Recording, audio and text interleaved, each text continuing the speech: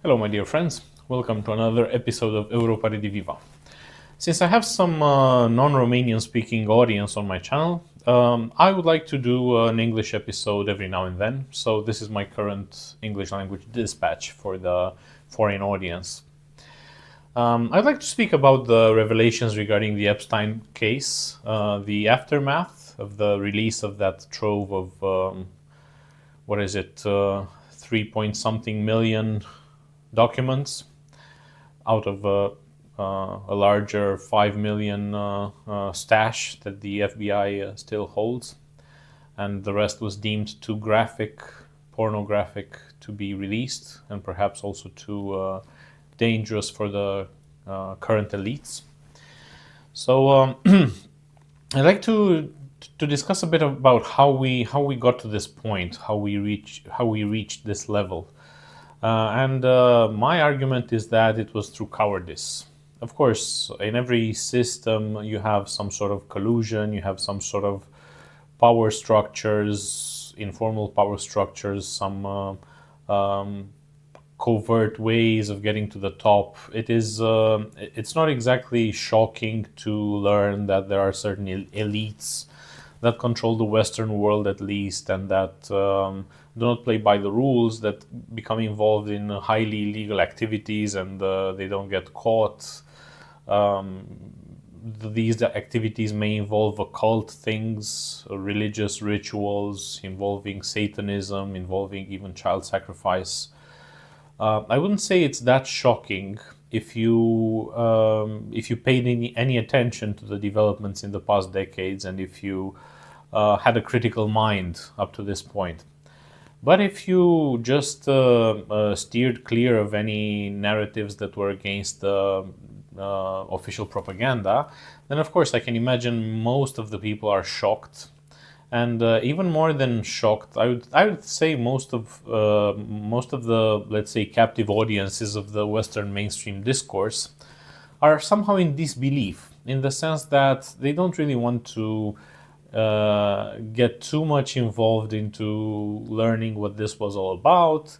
They would rather go with the official explanations and even follow the official cover-up, which is that Epstein was a Russian agent, however ludicrous this might seem. So he was asking Lord Mandelson to broker for him a Russian visa, and he was in contact with dissident groups that after 2022 defected to Ukraine, such as that of Ilya Ponomarenov.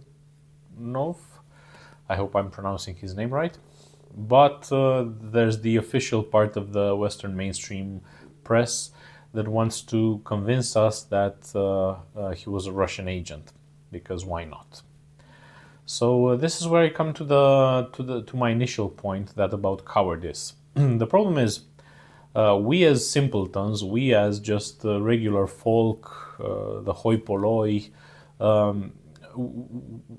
we don't stand too much of a chance in this system, in this pyramid system, where you have these banking elites at the top who have been there for centuries, who have climbed their way up in the, let's say, the 16th or 17th centuries, who descend from European aristocracies. In Western Europe, by the way, there was no communist revolution, so there was no mass confiscation of property, so therefore it is highly plausible to think that the richest families in Western Europe today are the heirs of the aristocracy, are the heirs of the great landowners of the medieval times.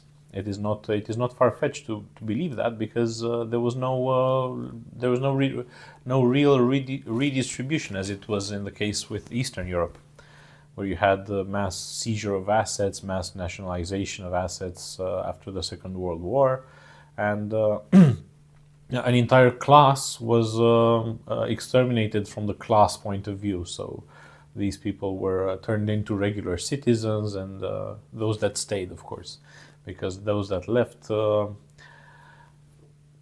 preserved some of their, let's say, reactionary status, and put themselves in service of Western governments and so on. and of course plotted against their previous now socialist countries. But coming back to cowardice, this horrible vice. The problem is, of course, it pays to be a coward on an individual level in some occasions. The problem is, if we look at it as a game of coordination, we stand no chance, a society stands no chance when people do not speak out regarding things that they observe, regarding things that they see, things that are perhaps in their field of study, things that do not match with the official explanation. And as these things pile up, these incongruencies, these differences between the observed reality and the official narrative, as all this pile of lies becomes bigger and bigger, at some point it reaches critical mass, and this is when the elites can actually take total control of society, because they already own. They started by owning the banking sector, but then they owned also the real economy. Then they owned the media. Then they own the alternative media through influencers who are also in a paid network, sponsored network, and so on and so forth. And you have this moment where I think we are right now, when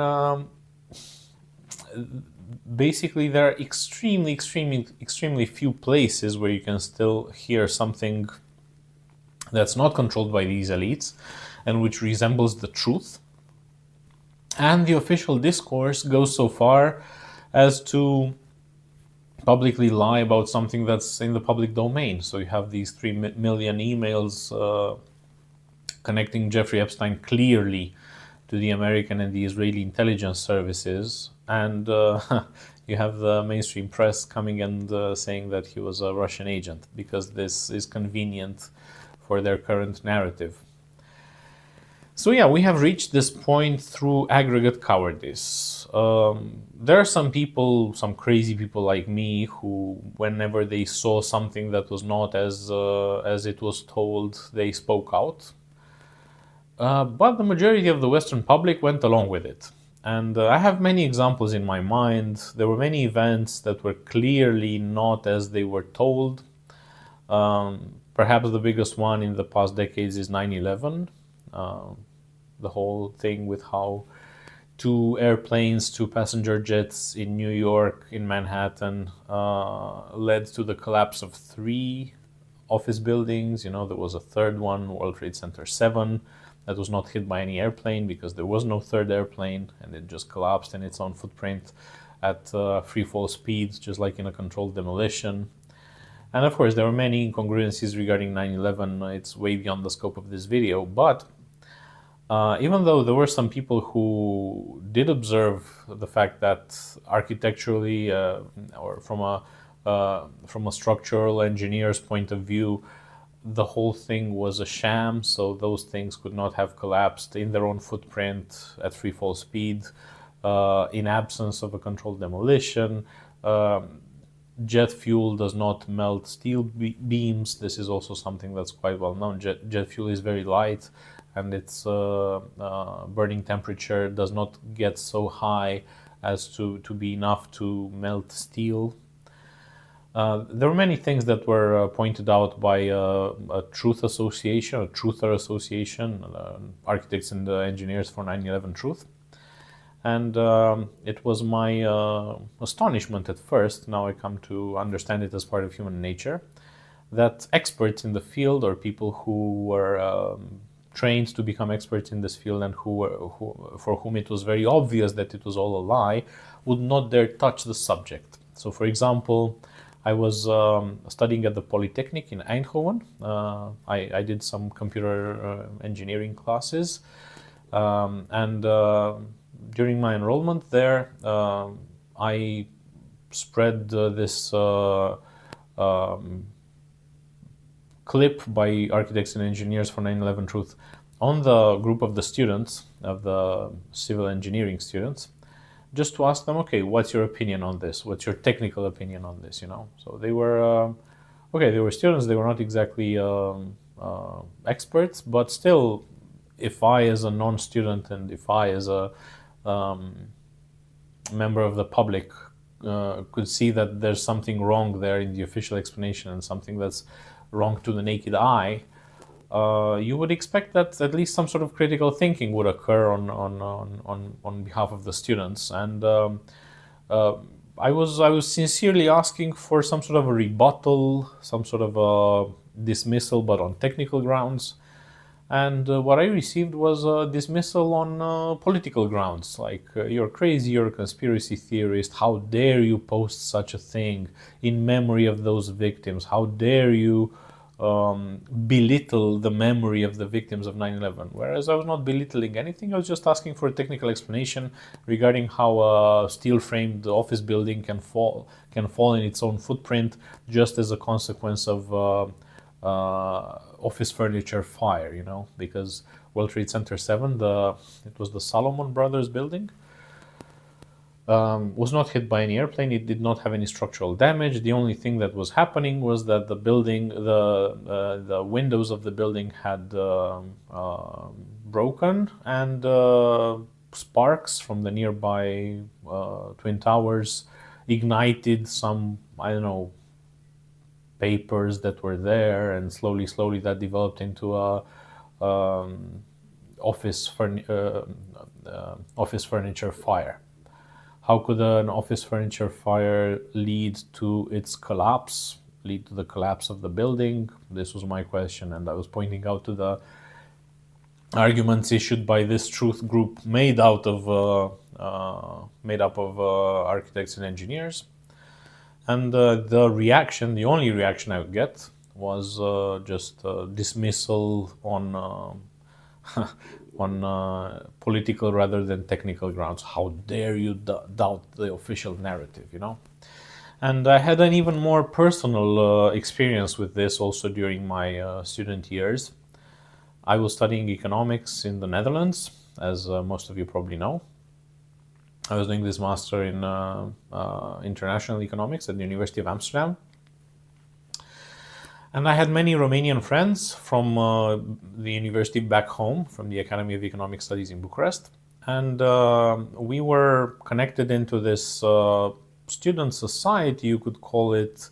It was a debate society regarding economics. And we all went to do various degrees, master's degrees, PhDs in Western Europe after our bachelor graduation. And we were still in contact, and we were discussing various economic issues, also because it was a very rich period for debate. It was the advent of the Great Depression, Great Recession. I don't remember what's the correct terminology to use for the economic crisis between 2008 and 2012-13. Well, some would argue that it never finished, so because the structural problems and the response to the problems, the quantitative easing and all of this money printing is still going on to this day, and it will probably lead to the collapse of the Western economic financial system further down the road. But anyway, so it was those years, and we were still in contact, and we were still debating issues. And I had a friend who was studying for a PhD in the Goethe University of Frankfurt. So it's a rather prestigious university for economics. It's the city where there's also the European Central Bank, and it has a lot of banking history, let's say. And he was studying a PhD in financial economics. He was not exactly, his angle was not exactly a monetarist one, so he was studying some fiscal impacts on inflation, something like this. But anyway, still more or less in the field. And I came across this thing, which is kind of like the biggest open secret of the economics profession, I think. The fact that how fractional reserve banking actually works, not how it is taught in economics textbooks and how it is taught in universities, is that when you have let's say a 10% minimum reserve requirement, that doesn't force banks to keep 10% of their capital as reserve and to lend out the remaining 90%. No, it functions in a very different and very perverse way. They keep their entire capital as that 10%, and they can print out of nowhere the rest of the 90%, which they issue out as loans.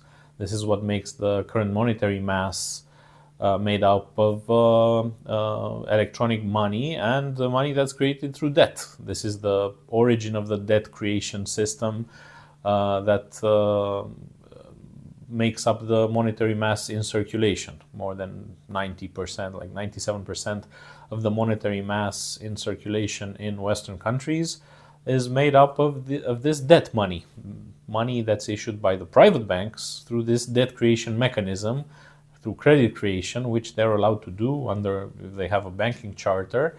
They're just allowed to create money out of nothing, basically multiplying by a certain multiplier correlated to the minimum reserve requirement ratio, their own capital. So basically, if you start a bank with $100 and the minimum reserve requirement is 10%, then you can issue out another 900. You can keep that 100 as collateral, and you can issue another $900 of loans based on money that you don't have. You're just legally allowed to create it out of nothing. So it's kind of it goes against what is taught in mainstream economic schools, such as the one I graduated from, which teach us that banks are just intermediaries between lenders and borrowers, between savers and people with, let's say, the desire to take out a loan for whatever reason, for productive reasons or consumption reasons or whatever. But the paradigm was banks as intermediaries, not banks as money creators, as credit creators. And sounds a bit like conspiratorial, sounds a bit kooky, but if you look into it, it's actually referenceable from very mainstream sources. So in those times, I was watching the collapse of the Western banking system and the bailouts and everything, and I became quite disenchanted with what they were teaching us in mainstream economic in the mainstream economic school. And I came across this information that this is how money is put into circulation. This is how money is created from a professor from this university, from the Goethe University of Frankfurt. Now he's somewhere in the UK, or no, I think he moved to Budapest ever since.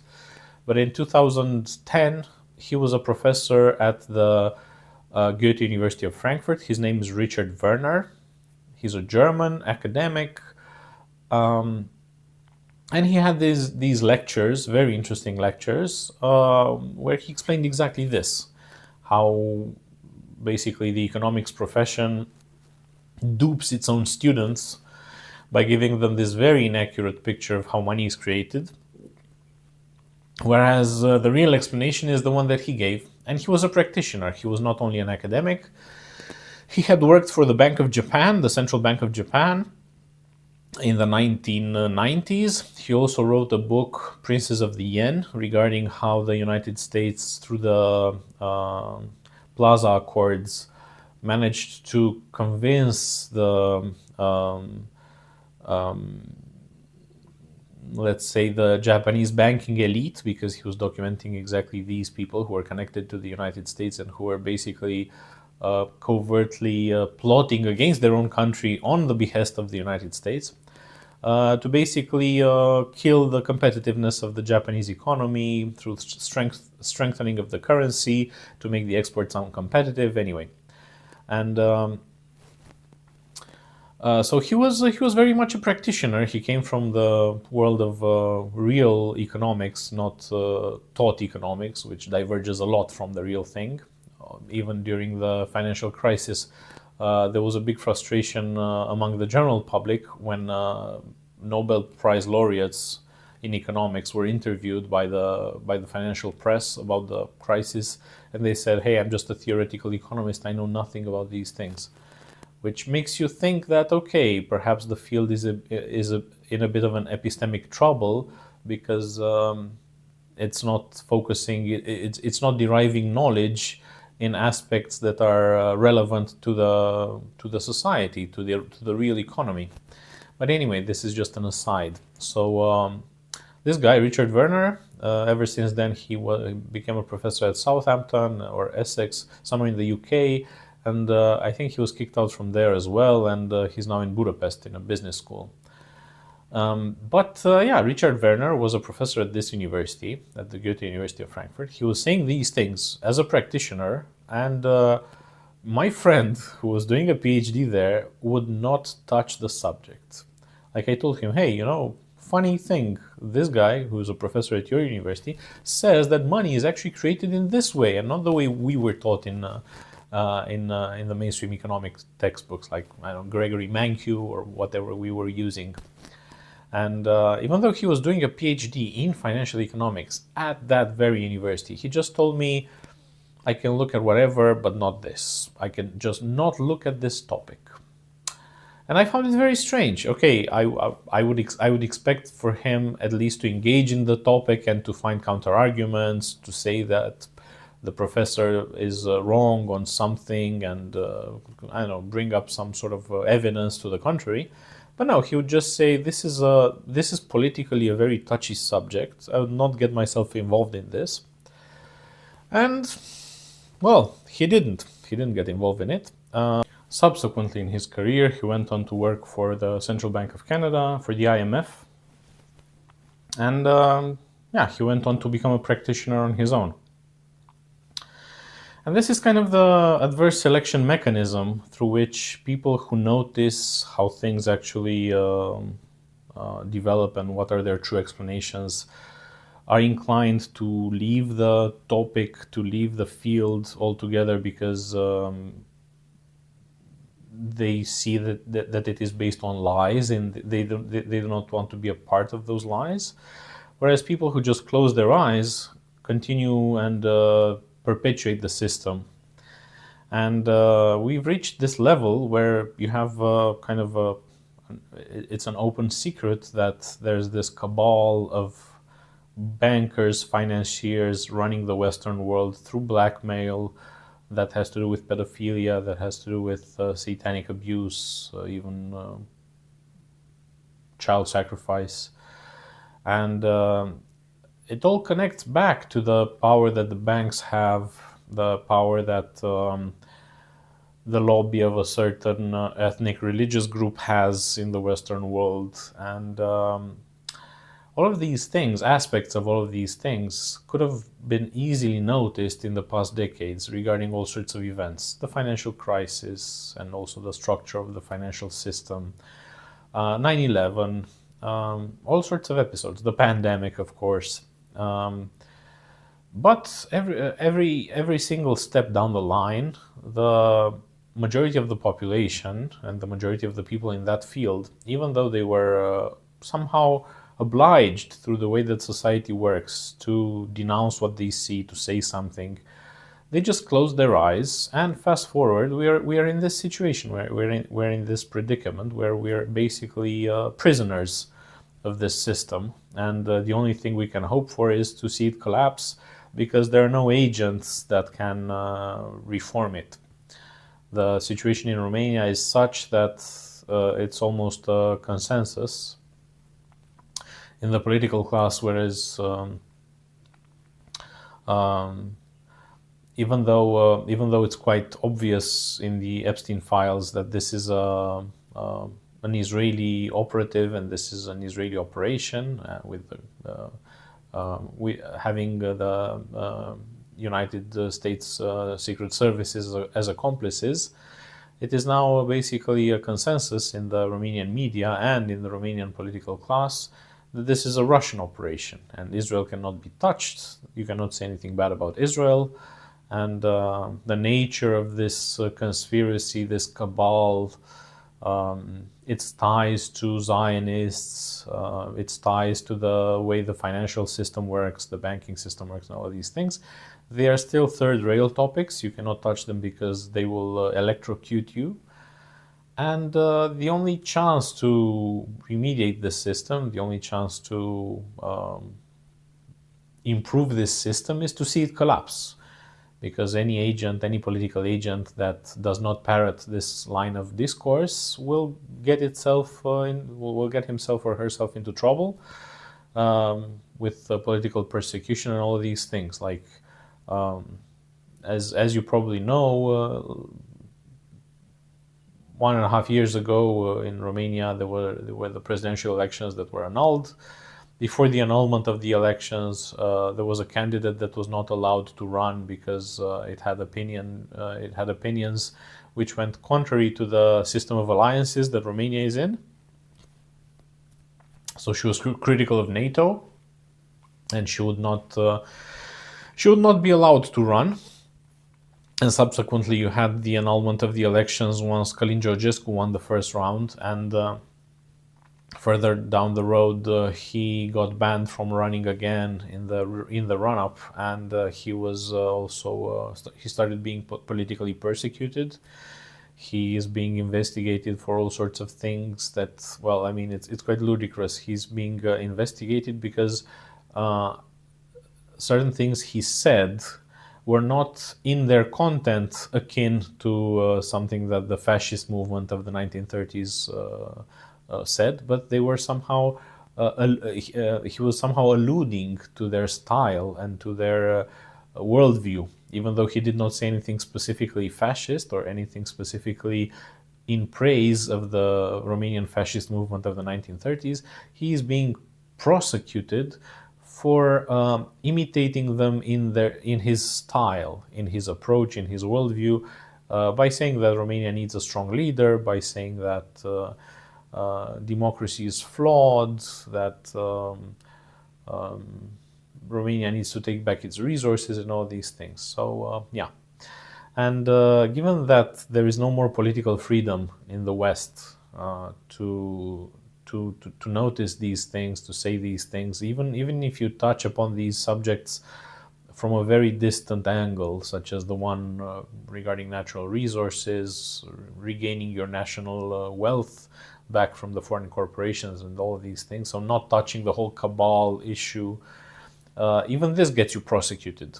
So yeah, unfortunately, we've come to this level where the only escape is basically the self-destruction of the system, which is something that is quite likely to happen, given that it has reached a certain level of contradiction, of internal contradiction. It has accumulated so many contradictions and so many tensions that probably in a few years the economic crisis that will develop from these contradictions will bring it down, and we'll have the multipolar world.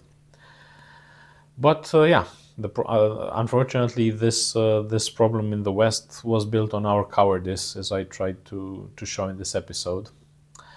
And thanks for following me. This is what I wanted to tell you, more or less.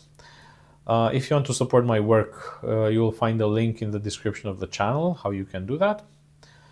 Otherwise, like, share, subscribe, and stay tuned for more updates. Thanks a lot for watching.